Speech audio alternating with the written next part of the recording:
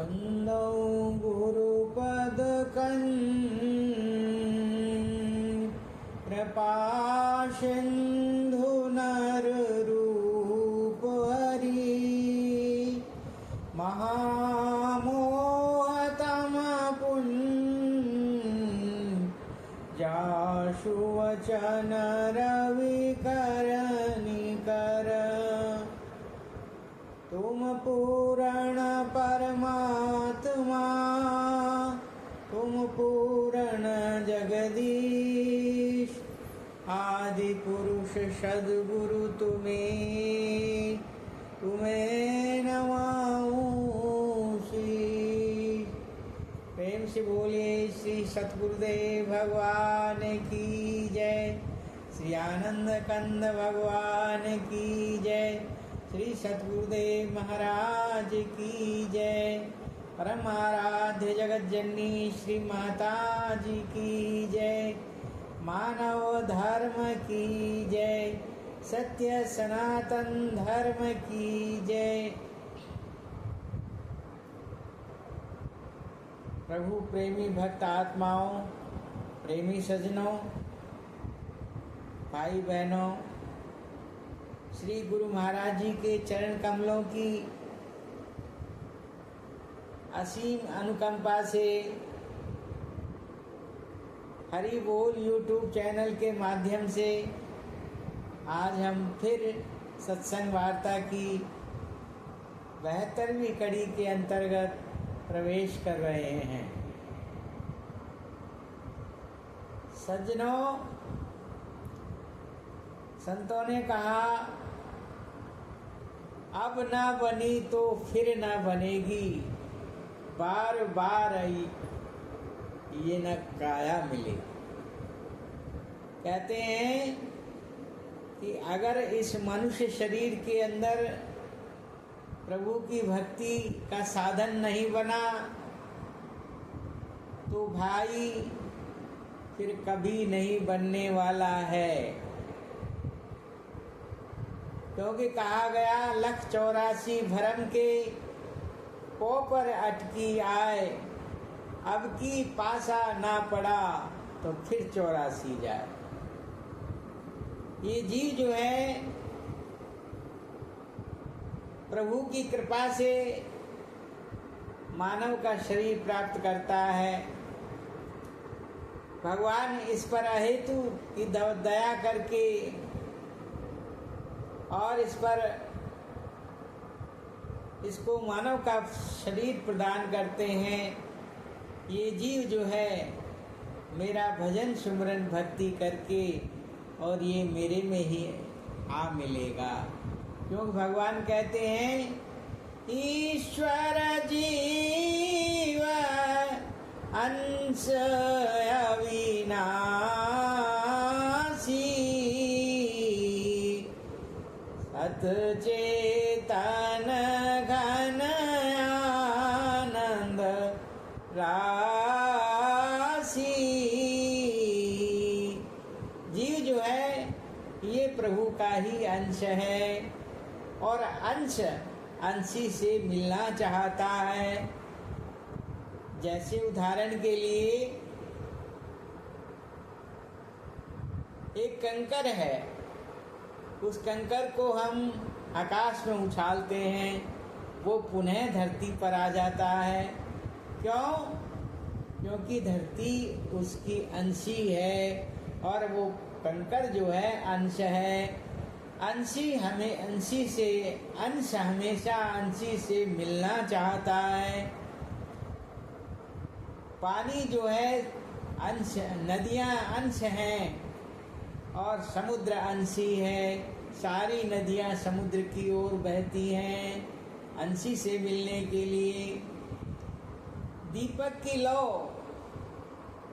कहते हैं अंश किसका है? अग्नि जो है सूर्य अंशी है, तो लौ ऊपर उठती है, अग्नि की ज्वालाएं ऊपर उठती हैं क्योंकि जो है सूर्य ऊपर है। इस तरह सज्जनों, परमपिता परमात्मा हमारे हृदय के अंदर मौजूद है और संत उसको बताते हैं कि जागो रे जिन जागना, जो तिल माही तेल है, जो चकमक में आग, तेरा साईं तुझ में जाग सके तो जाग। संतों का कथन है, संतों की विचार है, कहते हैं कि हे प्राणी, तेरा साईं तुझ में जाग सके तो जाग। ये जीवन जागने के लिए है, इसमें जानने के लिए है। वो परमपिता परमात्मा हृदय के अंदर मौजूद है। परमपिता परमात्मा ने ये चलती फिरती जीती जागती एक पेंटिंग बनाई है, एक कलाकृति बनाई है, और इसमें वो खुद स्वयं बैठा हुआ है। जैसे एक पेंटर जो है चित्र बनाता है और लास्ट में अंत में एक कोने में अपना नाम लिख देता है, फला आर्ट है, कैलाश आर्ट है, रमेश आर्ट है।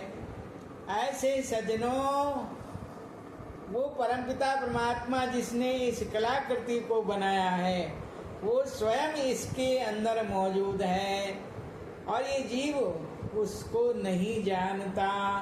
संत महात्मा उसको जनाते हैं। हमारे शास्त्र, रामायण, गीता, वेद, उपनिषद, जितने भी हमारे धर्म शास्त्र हैं, ये सब उसी को जानने के लिए प्रेरित करते हैं। ये जिस तरह से कोई पत्र हमें भेजता है, तो ये जो गीता, रामायण, वेद, शास्त्र, उपनिषद, पुराण, ये भी परमपिता परमात्मा के एक पत्र ही जैसे हैं, एक चिट्ठी जैसे हैं। इनको पढ़कर के हम उनमें जो लिखा हुआ संदेश है उसको जान सकते हैं, उसको समझ सकते हैं। तो सज्जनों, कहते हैं कि एक प्रेरक प्रसंग है कि एक सेठानी थी, वह भक्ति भजन करने वाली थी और सेठ जी से बार बार कहा करती थी कि आप भी भजन सत्संग किया करो, सद्गुरु महाराज जी के चरण कमलों में बैठ कर के आत्मज्ञान को जानो और भक्ति भजन किया करो। और सेठ जी बार बार ये कहा करते थे, अभी हमें फुर्सत नहीं है, ये सब बातें बाद की हैं, बाद में करेंगे। तो सज्जनों, कहते हैं एक बार सेठ जी क्या है, अस्वस्थ हो गए, बीमार हो गए। तो सेठानी उनको जो है उपचार के लिए डॉक्टर के पास ले जाती है। डॉक्टर ने देखभाल करके और कहा, उनको प्रेस्क्रिप्शन में दवाइयाँ लिख दी, निदान पर्ची में दवाइयाँ लिख दी, समय बता दिया, खुराक बता दी, इस तरह से दवाई को सेवन करना है। सेठ जी घर आ गए और अब सेठानी ने जब सेठ जी से कहा कि सेठ जी कैसी तबीयत है, कहा कि तबीयत सही नहीं है, दवाई लाओ जो डॉक्टर ने लिखी है। सेठानी कहने लगी, अभी नहीं, बाद में ले लेंगे। सेठ जी कहने लगे, बाद में कब ले लेंगे, जब मैं मर जाऊंगा तब लेंगे। सेठानी कहने लगी, तो मैं भी यही कहती थी, जब आप भक्ति भजन करने के लिए आपसे कहती हूँ तो आप यही कहते हो बाद में कर लेंगे। ये जो भक्ति और भजन करने का जो विषय है, ये भी इसी शरीर में करने का है और इसी समय होने का है। सेठ जी को बात समझ में आ गई और वो भी जो है सेठानी के साथ में गुरु महाराज जी के दरबार में चले गए और उन्होंने आत्मज्ञान को प्राप्त करके अपना आत्म कल्याण कर लिया। तो सज्जनों, कहते हैं अब ना बनी तो फिर ना बनेगी, और बार बार नायक काया मिलेगी। तेरी जवानी भरम भुलानी, गुरु पितु माता की बात न मानी, गुरु पितु माता की बात न मानी। तो सज्जनों, कहा कि आपने गुरु महाराज जी और माता पिता इनकी बातों का उल्लंघन किया, इनकी बात को मानी नहीं, तो कहें फिर क्या होगा? कहते हैं कि ये जीव जो है 84 लाख योनि में चला जाता है और वहाँ जाकर के दुख भोगता है।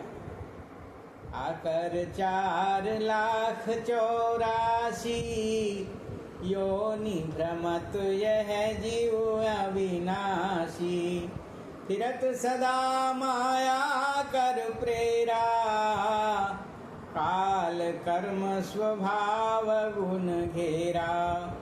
कहते काल कर्म के अनुसार फिर ये 84 लाख योनि में जा कर के और दुखों को भोगता है। इसलिए भगवान शंकर सावधान करते हैं, हे उमा, उमा कहूँ मैं अनुभव अपना, सत हरि भजन जगत सब सपना। हे उमा, प्रभु का जो भजन है वो जीवन का सार है, सत्य है, और उसको न जान करके ये जीव जो है भौतिक साधनों की होड़ में लगा हुआ है। संत महात्मा कहते, ये नहीं कहते भाई कि अपना सर्वस्व छोड़ करके, गृहस्थ का छोड़ करके और जो है प्रभु की भक्ति में लग जाओ। वो कहते हैं गृहस्थ का काम करते हुए भी ऐसा साधन गुरु महाराज बताते हैं कि घर के सब काम करते हुए, व्यापार करते हुए, नौकरी करते हुए, बिजनेस करते हुए, घर का कार्य करते हुए, कहीं भी जो है उस ऐसा सुगम साधन गुरु महाराज प्रदान करते हैं। श्वास श्वास हरि नाम जप, वृथा श्वास मत खोए, और ना जानू इस श्वास का आवन होए न हो। बताइए, श्वास हम कहाँ नहीं लेते हैं? कौन सा काम करते हुए हम श्वास नहीं लेते हैं? तो गुरु महाराज श्वास के द्वारा, श्वास के अंदर जो भगवान का नाम है उसका बोध करा देते हैं, उसका ज्ञान करा देते हैं, जो स्वतः ही चल रहा है। इसलिए कहा, श्वास श्वास तीरथ बहे, जो कोई जाने नहाए, पाप पुण्य दोनों छुटे, हरिपद पहुँचे जाए। सहजोबाई कहती है कि हर श्वास में तीर्थ बह रहा है, पर जानने वाला ही जानता है। इसलिए कहते हैं सतगुरु महाराज जी जो हैं, सहजोबाई कहती हैं, क्या कहती है?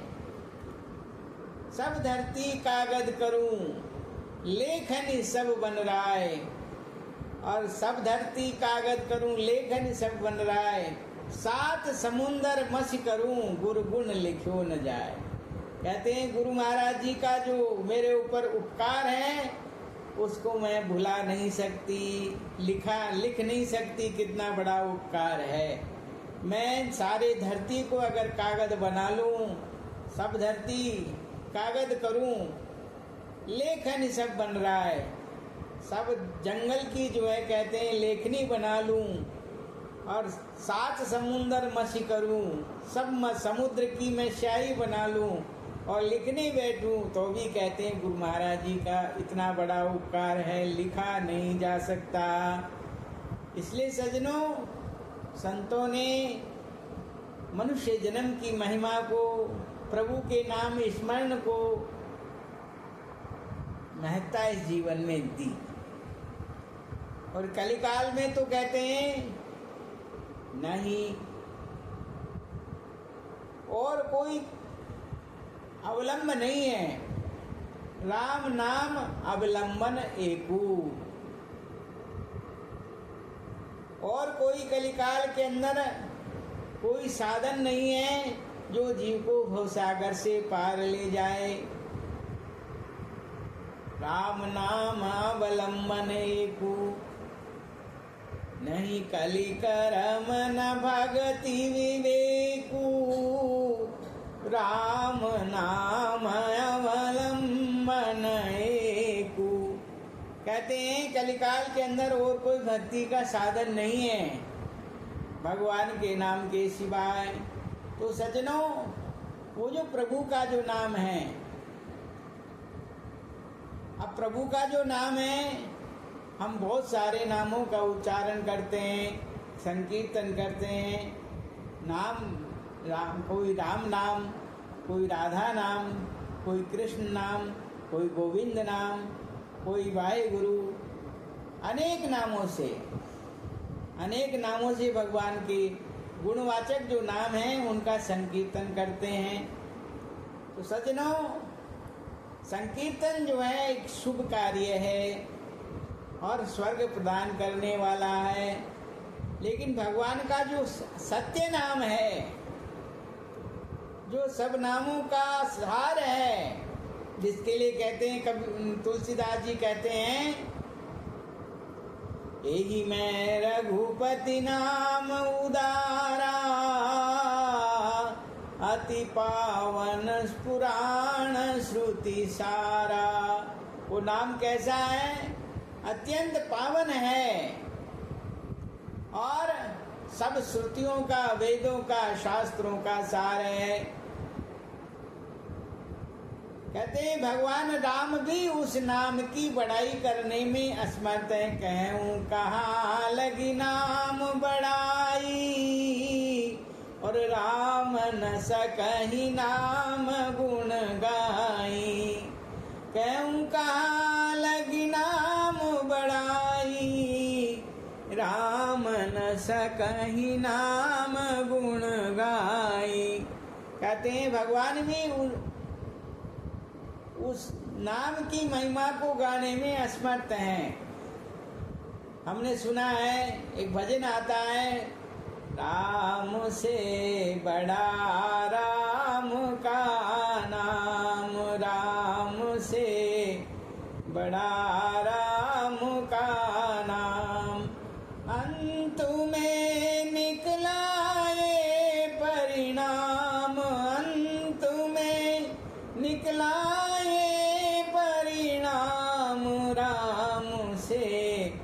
बड़ा राम का नाम, राम से बड़ा राम का नाम। सुमरिए नाम रूप बिनु देखे, कौड़ी लगे न दाम। सुमरिए नाम रूप बिनु देखे, कौड़ी लगे न दाम। नाम के बस होकर चले आए गे ओ श्री श्री राम, राम से बड़ा राम का नाम, राम से बड़ा राम का नाम। बिना सेतु को जिस सागर को, बिना सेतु के लांग सके ना राम। जिस सागर को बिना सेतु के लांग सके ना राम। कूद गए हनुमान उसी पर, कूद गए हनुमान उसी को लेकर राम का नाम, राम से बड़ा